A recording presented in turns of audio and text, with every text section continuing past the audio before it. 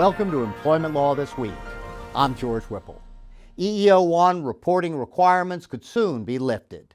These reports include employee demographic data, such as race and gender. Employers with more than 100 employees have submitted annual EEO-1 reports since 1966. The Equal Employment Opportunity Commission is now proposing the complete elimination of these reports, along with the rescission of EEO-2, 3, 4, and 5 reports.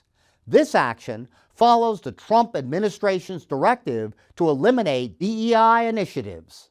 However, to become law, this proposal must make it through many administrative steps, including a 60-day comment period before September 30th. Employers should thus proceed with plans to report 2025 EEO-1 data. Also in line with this directive, the EEOC is proposing to repeal protections for employers implementing affirmative action plans in the workplace. We'll keep watching both proposals for updates. The Fifth Circuit rules on remote work accommodations.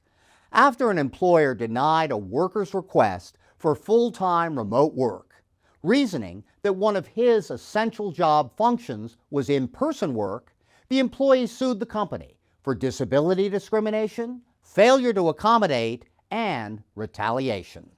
Upholding the lower court's ruling, the Fifth Circuit denied the employee's claims. The court found that in-person attendance is an essential function of most jobs, and that COVID-era accommodations do not determine what are considered essential job functions today. This ruling could prove informative as more employers implement return-to-office policies. Tennessee joins the nationwide trend of restricting non-competes. Tennessee employers will soon have new requirements for non-compete agreements. Beginning July 1st of this year, non-compete agreements will be unenforceable in the volunteer state for employees who earn less than $70,000 a year, inclusive of wages, salary, commissions, nondiscretionary bonuses, and other forms of remuneration. In addition, restrictive covenants with Tennessee employees and independent contractors will be considered unreasonable if they cover a period of more than 2 years. The new law will also permit Tennessee courts to modify restrictive covenants to render them reasonable and enforceable. That's it for this week. Thank you very much for watching, and we'll see you next time.